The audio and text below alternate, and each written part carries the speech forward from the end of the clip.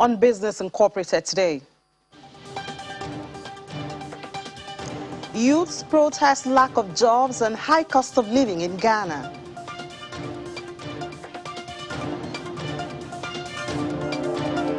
New prices of fuel in South Africa begins.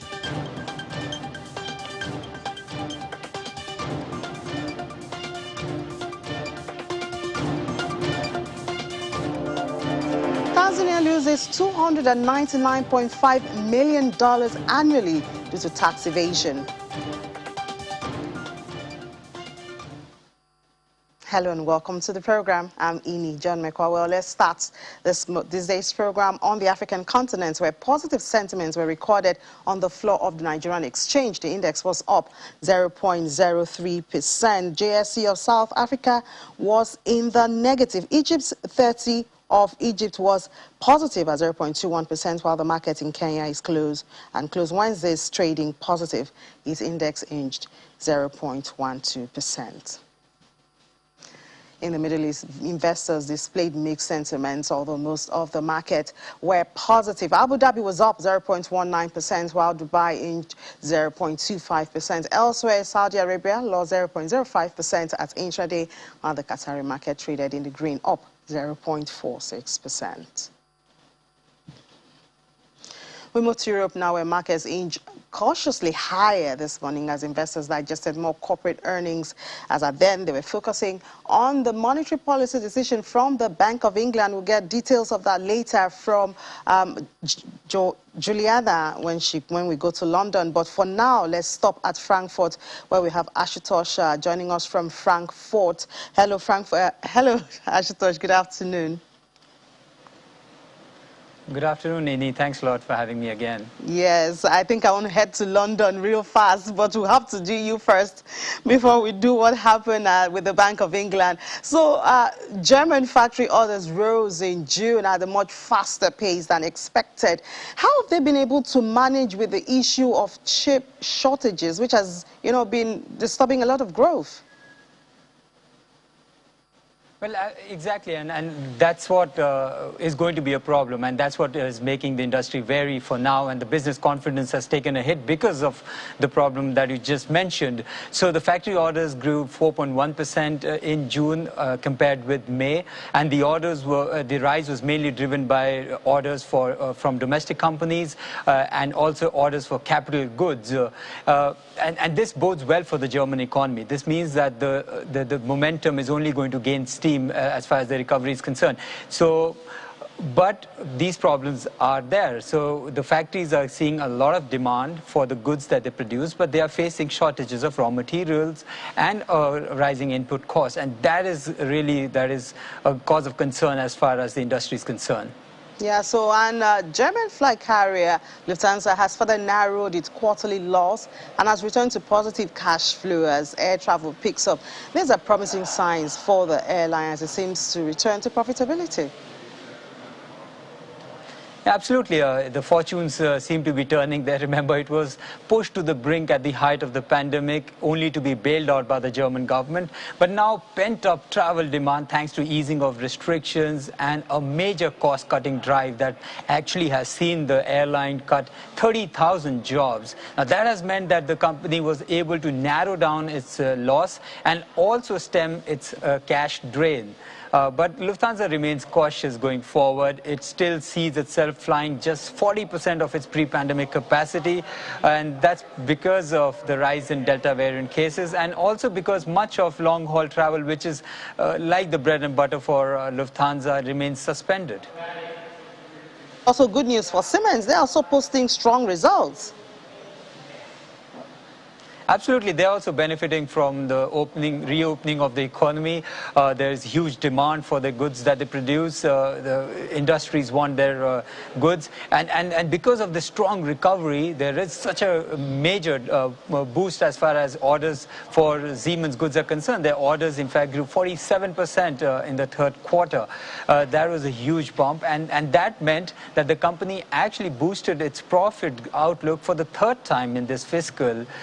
So yeah, it's all good as far as Siemens is concerned so far. But Siemens is not the only industrial company that is actually boosting outlook. We've seen just in the past few days companies like Schneider Electric actually do that. We've done Switzerland's ABB also did also boost its profit outlook just a few days back. All right, thank you so much, Ashutosh, for giving us updates from there, and enjoy the rest of your day. Thank you. So, well, I've been waiting to go to London. It's a big day in London, MPC meeting, and I think it ended about an hour or so ago. Juliana has the details. Hello, Juliana. Good afternoon. Good afternoon, Innie. Yeah, so we learned that the rates were left unchanged. Tell us details from the meeting. Yeah, well, the mood music in the Bank of England is changing, that's for sure. But the headlines here is, yes, the Monetary Policy Committee group have left interest rates unanimously unchanged at 0.1%. It's been that way for a long time now, since March 2020, when we first went into a lockdown. But the quantitative easing programme, which is at £895 billion, one MPC member, Deputy Bank of England Governor Michael Saunders, did decide that he thinks, because of the high inflation pressures, that it should be tapered off by about £45 billion. He was the only lone vote, so it does remain the same. However, crucially, inflation was a major topic of discussion by the Bank of England Governor Andrew Bailey for 2 consecutive months. Inflation has been much higher than the 2% target that the Bank of England want. It currently stands at about 2.5%. Now, they've always been a little bit cautious about the tone that they put out about inflation, similarly to what we're seeing across the globe, especially across the pond with the US Federal Reserve and Jerome Powell. But for the first time, they've now upgraded that outlook. They do think that inflation could peak at about 4%. It's 2.5% at the moment. They think that could happen in the short term, but in the medium term, they still believe it's transitory. We have been having a look at a lot of the PMI data that's been coming in, and we are starting to see that perhaps the economic growth in Q3 may be a lot less than what we saw in Q2. That was also raised in the minutes. However, the Bank of England still believe that GDP will grow by 7.25% this year. The IMF say about 7%. So even though we might see a small contraction in Q3, we're still on ahead to get ourselves out of this post-pandemic recovery. How was the market been reacting to this announcement? Yeah, not great. I think a lot of analysts and traders are still trying to, scramble all of this together. They're trying to figure out which way we're heading. The pound, of course, because of the interest rates, that flew up, and that put pressure on the FTSE 100. So that fell by about 14 points. At intraday, the all-share is up 0.02%. The FTSE 100, though, lower by 0.03%. And the FTSE 250, the domestic market, that's up 0.35%. In the currencies market, the British pound, spurred by those minutes, it's up against the US dollar by 0.27%. Also, the pound is up against the euro by 0.24% and up against the Japanese yen at intraday by 0.27%. And you did mention the PMI. We have the one for construction indicating that growth has slowed, and this contradicts the booming property industry. I mean, we talk a lot about the booming housing and all that. Well, yeah, similar but different, because, of course, one of the reasons why property prices are booming is because there's a shortage of housing, and that is weighing on the construction market and the data. So in June, the PMI data was actually at a 24-year high of 66.3. It's come in sharply lower at 58.7. This is the lowest data we've seen in the post-recovery since February, and it's the sharpest downturn downturn we've seen since the beginning of the lockdown. Again, we discussed services, we discussed construction earlier this week. This is all about the bottlenecks. This is all about supply shortages. Lots of concern about the Delta variant, which is what Andrew Bailey also mentioned in his minutes. But it's still good. 58.7 is still good because, of course, 50 is that benchmark. So anything below 50 would be a major cause for concern. But we are starting to see that perhaps all of that consumer confidence we saw in Q2 is not going to be replicated in this third quarter, Inni. All right. Thank you so much, Juliana, for the update, and enjoy the rest of your day. Thank you. Well, let's go to the markets now. Shares in Asia Pacific were mixed as investors also monitored Hong Kong's listed shares of firms related to the Chinese video game sector after China's state media once again took aim at the industry. Shares of Tencent in Hong Kong slipped 4.16%, while the NetEase dropped around 4%. The Hang Seng Tech Index declined 2.21%. Hong Kong's brother Hang Seng Index edged 0.78% lower. The Shanghai Composite in mainland China fell 0.31% to close at 3,466.55, while the Shenzhen component shed 0.78% on the day to about 14,872.23. Japan's Nikkei 225 gained 0.52% to close at 27,728.12, while the Topix Index advanced 0.39% to finish the trading day at 1,928.98. South Korea's Kospi closed 0.13% lower at 3,276.13. In Australia, the S&P AX 200 rose 0.11% to close at 7,511.10. MCSI Broadex Index of Asia Pacific shares outside Japan traded 0.31% lower. In the U.S., futures contracts tied to the major U.S. equity indexes were higher in early trade as Wall Street looked to improve upon a mixed week. Dow futures rose 45 points, while S&P 500 and Nasdaq 100 futures each traded in positive territory. The moves in futures markets came after a mostly lower regular session yesterday. The Dow Jones Industrial Average shed 323.73 points, which is 0.9%, and closed near its session low at 4,792.62. The S&P 500 slipped about 0.5% to finish at 4,402.66, while the Nasdaq Composite ticked up 0.1% to 14,780.53.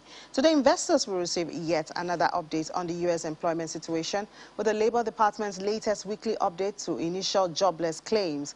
Recent earnings and economic data have been strong overall, but some economists worry economic growth and employment gains will taper from here. The result of an ADP private payroll survey released yesterday showed a gain of 330,000 jobs for July, well short of the consensus estimate of 653,000. The Labor Department's official jobs report, which typically has more impact on investors, is expected to be released tomorrow. Let's go to Ghana now. Ghanaians kicked off a series of planned protests aimed at pressuring the president to do more to create jobs for the youth, improve health care and education standards, and also bring down living costs. The demonstrations are being organized under the social media banner, Fix the Country, and were joined by thousands of people wearing masks and carrying placards and marched in the streets of Accra, and that was yesterday. Well, to give us an update on the situation now, we have Theodora Aido. She's a news editor at Tabea Television in Ghana. Hello, Theodora. Good to have you. Hi, good afternoon. Good afternoon. So what's the situation now? Do we still have protesters on the streets? Currently, no, there are no protesters on the streets. But so far, we want to believe that this major protest is a big one, and it has sent home the message that the youth has been trying to pass across since the beginning of the year, which started on social media.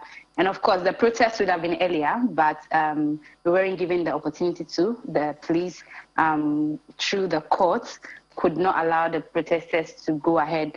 We all know because of COVID restrictions and all of that. But finally, on Wednesday, the protesters took to the streets, and it was really amazing to see the 10 of events, the number of people, mostly youth, that hit the street. to make their concerns known to the president and the government. So what immediate changes do the protesters want when they say they want jobs to be created? They say they want living conditions to be better. I mean, we know it doesn't just happen. So what do they want to see to get off the streets? Some of the things that this youth really want to see is they want jobs. They want jobs so that they will be able to fend for themselves and their families. Since COVID hit, COVID has affected every part of the world, but sincerely, it's been really tough in Ghana as a youth because, first of all, a lot of people lost their jobs. And our current government happens to be a government that has promised a lot of jobs for the youth. But sadly, since it came into power, especially since he came into power recently after the vote, a lot of the youth have been expecting jobs. It's difficult. Housing, the taxes, everything keep going high. Fuel prices have increased. So it's like life is becoming more and more unbearable for the youth. So they want jobs. They want to be able to work so that they can eat. I mean, buy the easy things for people to buy, get a place to sleep, feed themselves, and then feed their families. So that is what the youth wants. And it's a dream that seems to be far-fetched, but we are hoping that with this protest, things would change with immediate effect. So do we see them going back to the streets, or are they off the street now waiting to see the impacts of the protest they carried out yesterday? Yeah, I would say yes, the youth are currently off the street, but individuals are still trying to do one or two things. They're still on social media where it all started, and we are hoping that the government will pay attention and then do something immediately. Otherwise, I want to believe that just as the group and the conveners I've done on Wednesday, there might still be another protest hitting the street if they see no immediate change. All right, thank you so much, Theodora Aido, for joining us to give us update from the happenings in Ghana. Theodora Aido is a news editor at Tabio Television in Ghana. Enjoy the rest of your day. Thank you. So we'll take a break now. When we come back, we'll have more stories from the African continent. Do stay with us.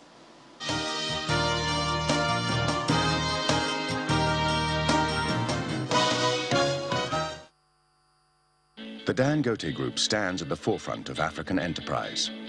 Since 1978, we've touched the lives of millions of people by meeting their basic needs.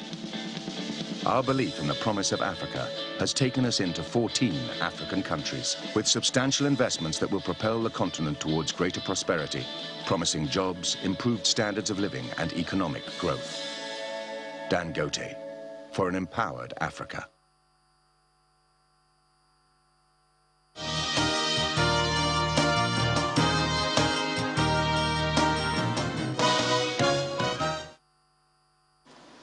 Well, just before we go to our commodities market update, let's see what's happening in Tanzania. The country is losing $299.5 million in tax revenue every year, and that's because of tax evasion, an amount which analysts say can pay salaries for over 135,000 nurses for a whole year.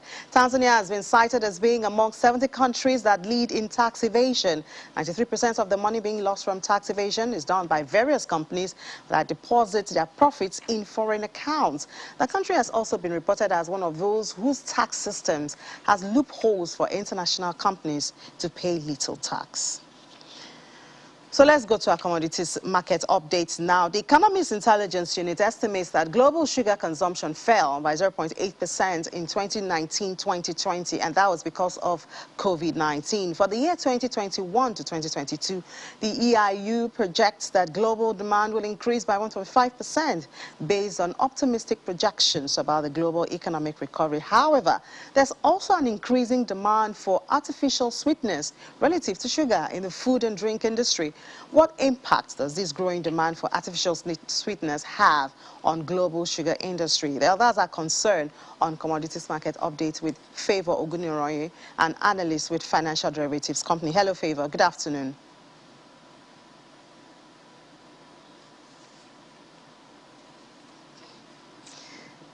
Okay, seems we're having a bit of issues with Favor. Is she back? Hello, Favor. Can you hear me? Yes, I can. Good afternoon. Good afternoon, Favor. Good to have you. Well, we see a growing demand for sugar. We also see a growing demand for artificial sweeteners. What's this doing to the global space, the global sugar industry? What impact does it have? First of all, the increasing demand in artificial sweeteners is largely driven by the health consequences associated with consuming a lot of sugar. So we are saying that healthy consumers are demanding food and beverages with low or pretty much no calories at all. And this will definitely hurt the demand for sugar and eventually the production, because this food and beverage sector is a major driver for sugar consumption. And then talking about the raw material itself, which is sugarcane or sugar beets, we see that these raw materials also have other uses, even industrial uses as well. So we don't expect the production of these raw materials to be affected as much, but then we see that sugar production will definitely be affected because these producers of these raw materials are now diverting their supply to ethanol producers and other users of the raw materials. Okay, whichever way, sugar is still in high demand. In Nigeria, there's a National Sugar Master Plan set to develop a roadmap for the attainment of self-sufficiency. Where are we with that at this time? The National Sugar Master Plan was established to achieve 4 objectives. The first one is to boost local production in order to attain self-sufficiency. The second one is to reduce importation. Third one is to provide job opportunities, and also the fourth one is also to compete in the ethanol market as well. But then talking about boosting local production, the target was to produce about 1.7 million metric tons by 2020. But currently, our local production stands at about 75,000 tons. So we're not able to achieve that due to several challenges. I mean, the plan was also to have about 28 factories, and we have less than that right now. So there are challenges regarding that. And in terms of reducing importation, currently we do not import the refined sugar, but they will still import raw sugar. So until we are able to look at those, make some effect to those loopholes, we'll not be able to achieve these objectives. CBN restricts sugar importation to just 3 companies, Dangote, Boa, and Golden Sugar, as a reward for their backward integration effort. Is this having the desired impact?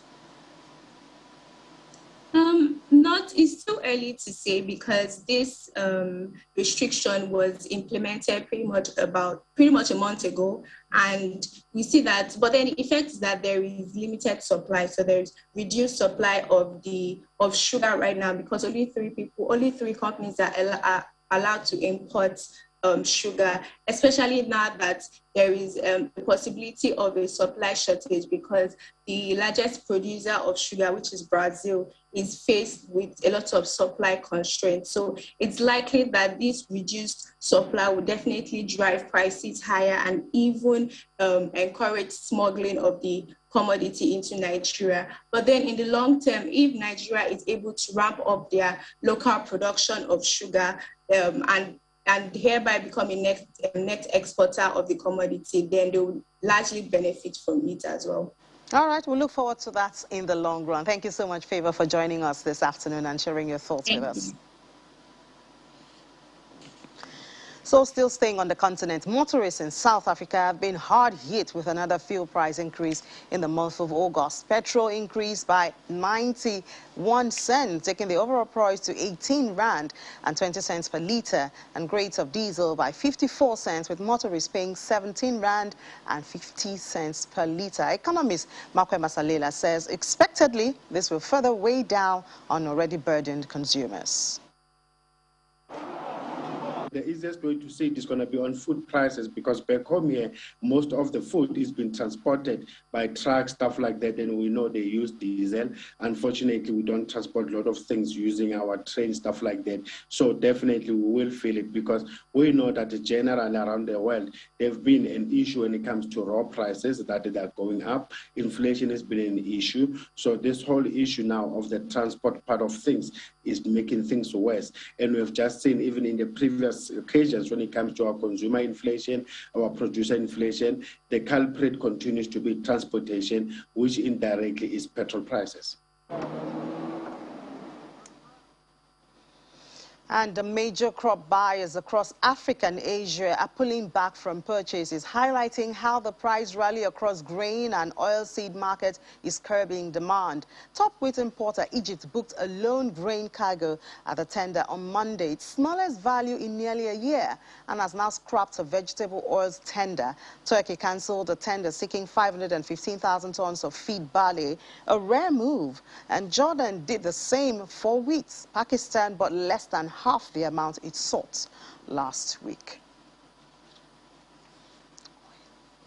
So let's go to the oil markets now. Oil prices edge higher, supported by tensions in the Middle East, but fails to regain most of the previous day's losses after a surprise build in crude stockpiles in the United States. Brent crude oil futures rose by 14 cents to $70.52 a barrel, while U.S. West Texas Intermediate crude increased by 18 cents to $68.33 a barrel.